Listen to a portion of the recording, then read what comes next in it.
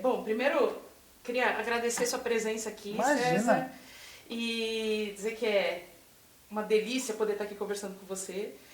E eu queria começar pensando assim uma trajetória sua, né? Então eu partiria aí desse como é que um professor se torna ator, como é que um ator se torna professor, como é que foi esse percurso aí dentro dessa sua escolha no campo profissional?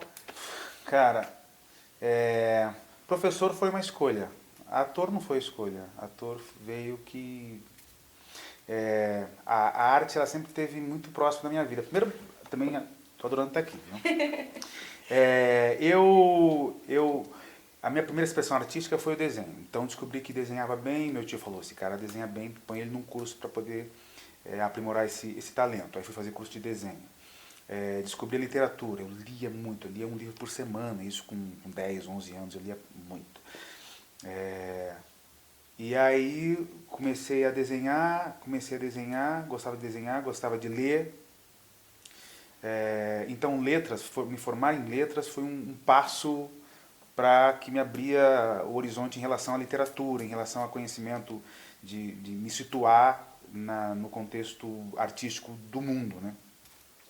Aí me apaixonei por literatura brasileira, eu sempre fui apaixonado pela palavra, tanto que eu sou apaixonado por escritores cuja palavra é um lugar diferenciado. Radon Nassar, Clarice Lispector, que são autores diferenciados no quesito como se escreve. E na música também, inclusive, Lenine, Chico César, Tom Zé, são caras que escrevem diferente, enfim. E aí fui fazer teatro porque é mais uma pulsação, entendeu? Quando eu fui fazer letras, eu estava em busca de uma profissão. Quando eu fui fazer teatro, eu estava buscando um sentido para a vida, né? É diferente, né?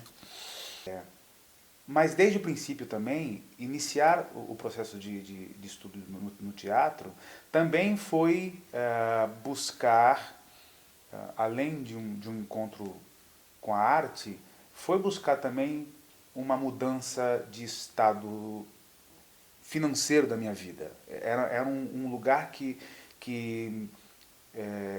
eu olhava e falava, é um lugar que pode me tirar de Barueri. É um lugar que pode me tirar desse lugarzinho aqui. Né? Então também era um lugar onde eu vislumbrava uma profissão que pudesse me elevar não só como ser humano, mas também me tirar da prisão do pensamento pequeno que é morar dentro de uma cidade cuja informação ela chega segmentada, mudada, flagelada e pobre. Né? Então, era uma janela para a vida. Era uma janela para a vida, exatamente. A ideia E aí foram as duas coisas juntas muito tempo, porque eu precisava me sustentar e o teatro não fazia isso. Né? E aí eu dei aula 12 anos da minha vida. E foi incrível, eu também adorava dar aula. Em um determinado momento você partiu para o teatro?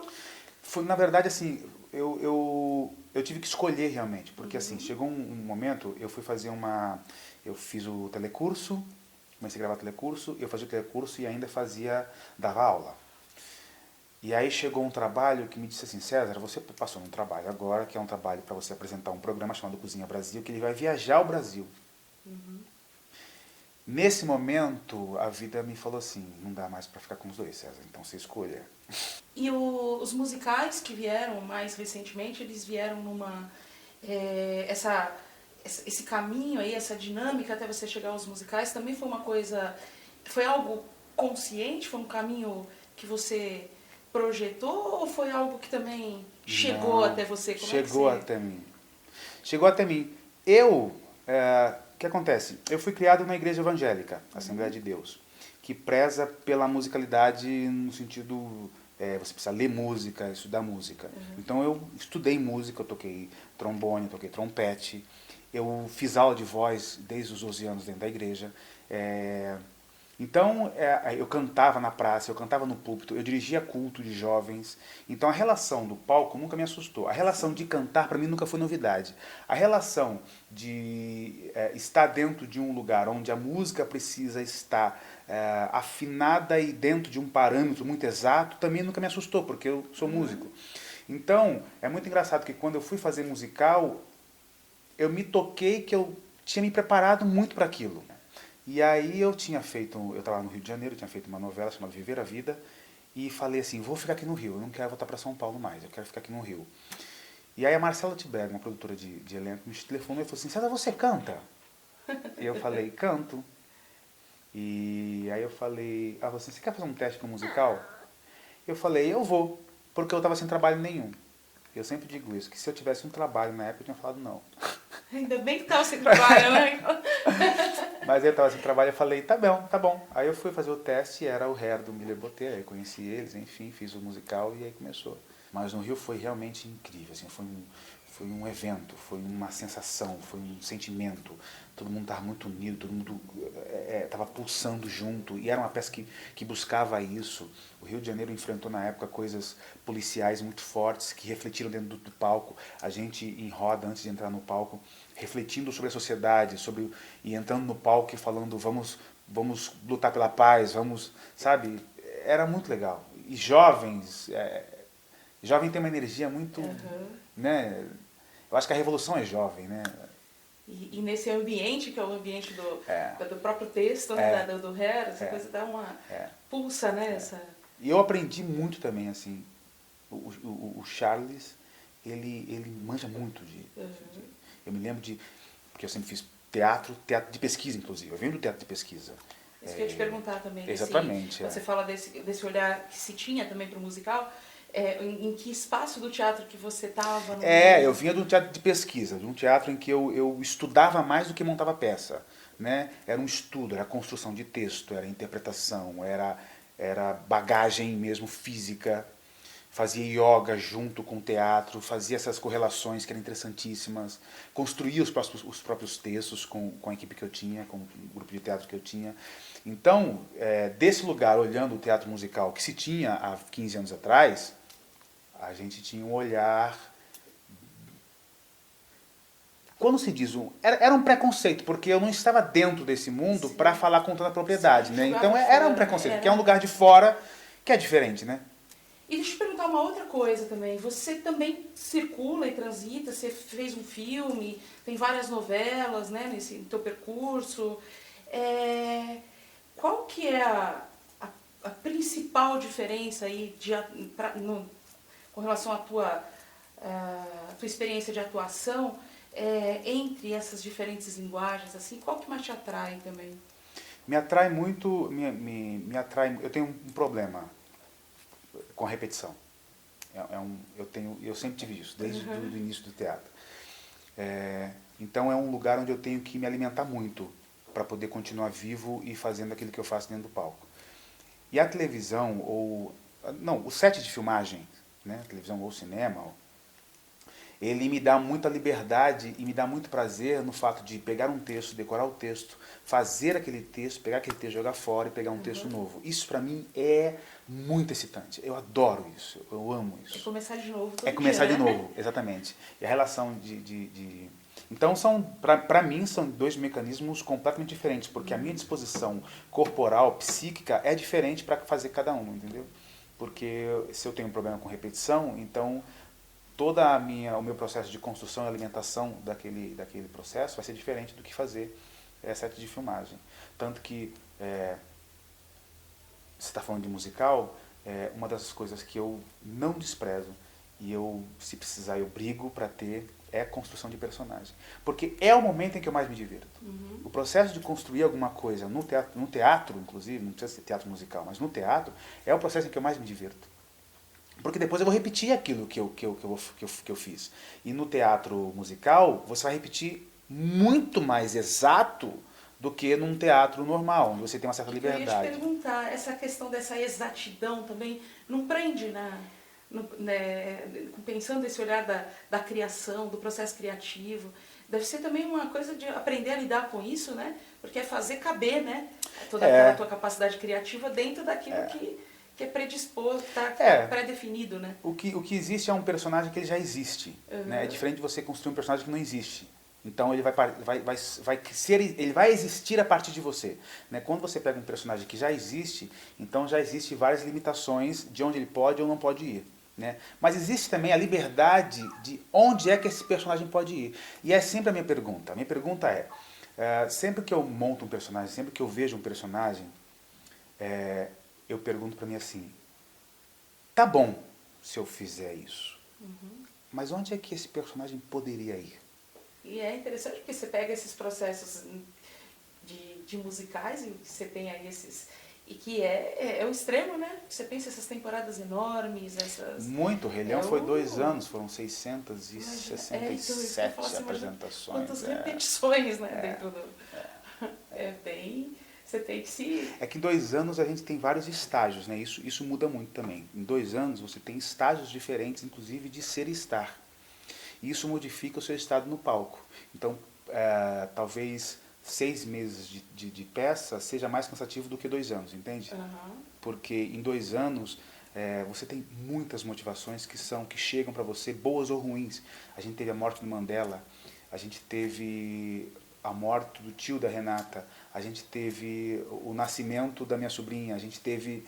Então, e cantando o ciclo da vida, tudo isso são motivos de renovo, entende? E me fala uma coisa, pensando aí esse contexto, pensando um pouco no campo da televisão, eu estava conversando esses dias com um ator que é o Marcos Miura, sobre o Coletivo Oriente-se, né, que está sendo lançado agora, que vai falar muito dessa questão do direito, do direito não, né, de pensar esse espaço do ator, do artista de forma geral, de características orientais, né, e como o teatro, a televisão, o cinema, a publicidade, os espaços de trabalho lidam, né, com essas questões daquilo que ele chamou de...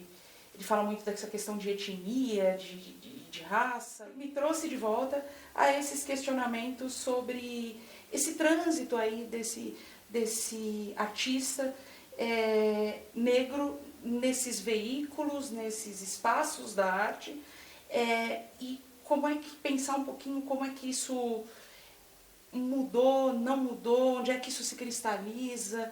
O Marcos me falou uma coisa, eu venho do campo da publicidade, e ele me falou uma coisa, ele diz, a publicidade é o espaço que mais vai repetir padrão, isso é o olhar dele, né? E, então é a que mais vai ficar presa naquela fórmula que já deu certo um dia, né? E o quanto isso, na verdade, reflete no campo social em outras áreas. Total. E como é que você vê isso pensando o contexto do negro, do artista negro? Eu acho que não estamos no mesmo lugar, mas o que acontece, na minha opinião, uma das coisas que acontece é o seguinte, a televisão, a publicidade, elas roubam do realismo com uma qualidade muito impressionante, né? Eu acho que o que a gente precisa começar a questionar hoje em dia é de que realismo está se roubando. Autores, escritores, roteiristas, de séries, de filmes. Qual é o seu contexto? De que realidade você está roubando? Porque se você roubar, por exemplo, da realidade do comercial, você vai repetir o padrão. Se você roubar do lugar onde você mora, se você mora no Leblon, e se você roubar dessa realidade, vai ser uma coisa. Se você roubar do Baixo Gávea, é outra realidade. Se você roubar... Entende? Então, onde as pessoas moram, onde elas frequentam, vai influenciar nas suas obras. Né? Eu acho que o que acontece, ou o que deveria, o que está acontecendo aos poucos, e o que deve acontecer com maior frequência vamos roubar da realidade? Vamos. Então vamos conhecer a realidade diversa e abrangente como ela é. Ampliar o horizonte, né? Ampliar o olhar, né? A gente mora num país continental, um país... Né? Então, eu acho que isso é uma das coisas. A segunda coisa é a gente... eu me lembro que eu assisti um filme chamado Muito Barulho por Nada, que é uma peça de Shakespeare, que foi transformada em filme, e o Denzel Washington faz um príncipe, que é uma licença poética. E eu vejo o brasileiro se incomodar muito com essas licenças poéticas. Como? Uma princesa negra, um príncipe negro? Como assim? Eu acho que roubar dessa realidade é também quebrar estereótipo e construir outros. Sim. Entende? Isso é muito importante, seja oriental também. Se você pegar uma história de um filme sobre escravidão no Brasil, você vai ver o negro com muita passividade em relação à escravidão. Uou! Que é sempre um incômodo do Nós olhar tivemos com um tipo de história, né?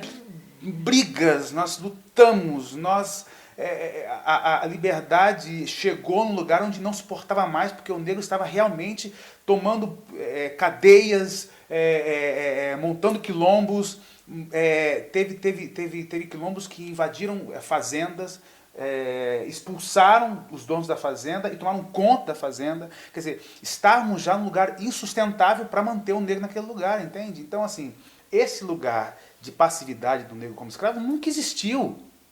Ele é o discurso que passa. Ele é o discurso superficial que foi vendido. E aí, se você rouba dessa realidade superficial, né? Você reproduz o que há de mais ralo, né? Ralo, Leitura, exatamente. Né? E aí você acaba sedimentando aquilo que na verdade não é verdade. E o seu caminho pela música? E você parte dela e desemboca nela, né? Como é que a música... como é que você construiu esse olhar aí, essa vida também pelo campo musical, né? Que você contou aí, de certa forma, a trajetória, mas que você chega agora em projetos de volta à música muito fortes, né? Eu sempre fui muito, muito apaixonado pela língua portuguesa. E por poesia. E por música. Eu me lembro que eu colocava discos do meu pai na caixa, tem a caixa de som, e eu ficava debruçado, assim, com o ouvido na caixa de som, eu me deixava lá, ficava lá. E aí, então compor para mim foi natural também, assim. Eu comecei a compor desde os 14 anos, compondo canções, eu comecei a compor canções na igreja, que eu frequentava. Aí depois eu saí da igreja e fui fazer letras na faculdade, e aí abri o horizonte também. E a literatura, a poesia, também sempre para mim foi muito pretexto para escrever música, né? Porque também é um jeito de comunicação que eu acho essencial. E nos últimos tempos, o que aconteceu comigo, é que eu tenho tido muita vontade de dizer as coisas que eu quero dizer. Tanto que as músicas, as últimas canções que eu compus, elas falam muito da minha realidade, da realidade da minha casa, da minha conversa com a minha mulher, da minha realidade com a sociedade. Tem uma música que ela começa assim, porque eu tenho uma música que eu fiz na época em que... eu acho que o Brasil não está dividido agora, né? A gente tem essa mentira que fala, de repente o Brasil se polarizou, então cada um...